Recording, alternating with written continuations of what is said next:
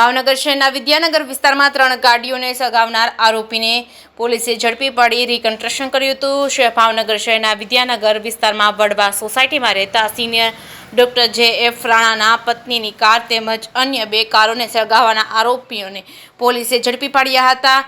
આઈએમએના doctor એસપીને રજૂઆત કરી આરોપી ઉપર કડક કાર્યવાહી થાય અને સમાજમાં દાખલો બેસે તેવી માંગ કરી છે।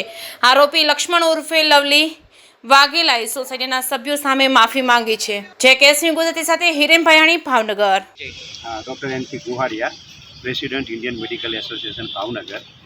આજે અમે વડવા કોઓપરેટિવ હાઉસિંગ સોસાયટીમાં 19/5/2025ના રોજ વહેલી સવારે લગભગ 2:30 વાગ્યાના સુમારે 3 કારોને જ્વલનશીલ પદાર્થ છાંટીને સળગાવી નાખી અને તેના કારણે નાગરિકોને વાહનોને નુકસાન કરી આર્થિક નુકસાન તેમજ માનસિક યાતનાઓ આપેલ।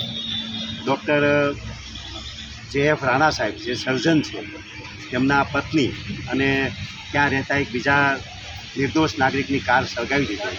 એક સામાજિક જવાબદારીના ભાગરૂપે અમે સૌ ડૉક્ટર મિત્રો આજે એસપી સાહેબની કચેરીએ તેમને આના જેટલા આરોપીઓ છે તેઓને કડકમાં કડક સજા થાય અને ભવિષ્યમાં ભાવનગર શહેરમાં સામાજિક આરોગ્યની પરિસ્થિતિ સારી રીતે જળવાઈ રહે તે માટે એસપી સાહેબશ્રીને અમે એક રજૂઆત કરેલ છે, લેખિતમાં પણ અમે રજૂઆત કરેલ છે અને ખૂબ જ આનંદની વાત છે એસપી સાહેબે સમગ્ર મામલાની કડક હાથે તપાસ કરીને તમામ આરોપીઓને કડકમાં કડક સજા થાય, સમાજમાં દાખલારૂપ ધડો બેસે એવી કાર્યવાહી થાય તેમજ ભવિષ્યમાં આવા કોઈ પ્રસંગો ન બને તે માટે સઘન પોલીસની રાઉન્ડ PCR વાહનને ત્યાં પ્રેરણા થશે તેવી અમને હૈયાધારણા આપી છે અને ભાવનગર શહેરમાં જે કંઈ દૂષણો છે તેને નષ્ટ કરવા માટેની પણ તેઓએ ખાતરી આપેલ છે અને આજે ખૂબ જ સારી રીતે વાતચીત થઈ છે અને ભવિષ્યમાં ભાવનગરમાં આવા ન બનાવો બને તેના માટે આપણે સૌએ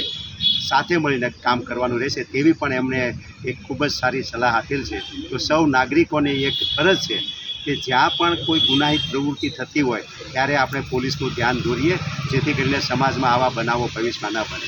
અને પોલીસ નાના એવા ગુનામાં આરોપીનું સરઘસ કાઢે છે, આ તો ગંભીર ગુનો છે તો નિલંબન પોલીસે આરોપીનું કંઈક એવું ઢીલી નીતિ રાખ્યું જે પ્રમાણે એસપી સાહેબ સાથે વાત થઈ એ પ્રમાણે કોઈ કાયદામાં એવી વ્યવસ્થા નથી અથવા તો ક્યાંય એવું નથી કે જેથી કરીને આપણે એનો વરઘોડો કાઢી શકીએ। હા, ઘણી વખતે સમાજમાં દાખલો બેસાડવા માટે એટલે જ મેં શબ્દ વાપર્યો કે દાખલો બેસાડવા માટે ધડો બેસાડવા માટે કાર્યવાહી થશે એવી સાહેબે અહીંયા ધારણા આપી છે। આમાં 2 આરોપીઓને જામીન કરી દીધો છે, કાલે ટેબલ જામીન। ગુનાઓની પ્રમાણે જે કલમો લાગતી હોય એ કલમોને આધીન જે કંઈ જોગવાઈઓ હોય તે પ્રમાણે પોલીસ કરવા માટે બંધાયેલ છે, જેમાં કોઈનું કોઈ લાગણી કે કંઈ વસ્તુ ચાલતી નથી। એટલે જે કલમો લાગી છે એ કલમો પ્રમાણે જે પ્રમાણે બેલેબલ ગુના હોય એ પ્રમાણે જામીન મળ્યા છે અને જામીન મળ્યા છતાં એનો અર્થ એવો નથી કે તેઓનો ગુનો સાબિત ન થાય કે સાબિત થાય, પણ જ્યારે પણ ગુનો સાબિત થશે ત્યારે તેઓને 100% સજા થશે। 72 કલાક પછી રજૂઆત કરવાનું કારણ શું એસપી સાહેબને? એટલે અમે કે ડેલિગેશન સાથે આવવાનું હતું એટલે અમારે એમાં ટાઈમ જોઈએ। ગઈકાલે અમારા જે સદસ્ય છે તેનો અમને લેટર મળ્યો અને લેટરમાં અમને લાગ્યું કે ના એક આપણે સામાજિક જવાબદારીના ભાગરૂપે એટલે આજે અમારા મેમ્બર છે એટલે નથી આવ્યા। આજે અમે જે કંઈ આવ્યા છીએ ડૉક્ટર તરીકે સામાજિક આરોગ્ય પણ અમારા માટે ખૂબ જ ઉપયોગી છે, કારણ કે માણસની બીમારી ઉપરાંત સમાજનું સામાજિક આરોગ્ય પણ માણસને ઘણી તકલીફો આપે છે। એટલે આજે શહેરની સામાજિક આરોગ્યની દ્રષ્ટિએ અમે સૌ મળવા આવ્યા છીએ। ડૉક્ટરનું એસોસિએશન છે એટલે ડૉક્ટરના કારણે નુકસાન કર્યું છે એટલે અમે નથી આવ્યા। અમે ભાવનગર શહેરના તમામ નાગરિકોનું સામાજિક આરોગ્ય જળવાઈ રહે એ હેતુ માટે આવ્યા છીએ। Okay, thank you.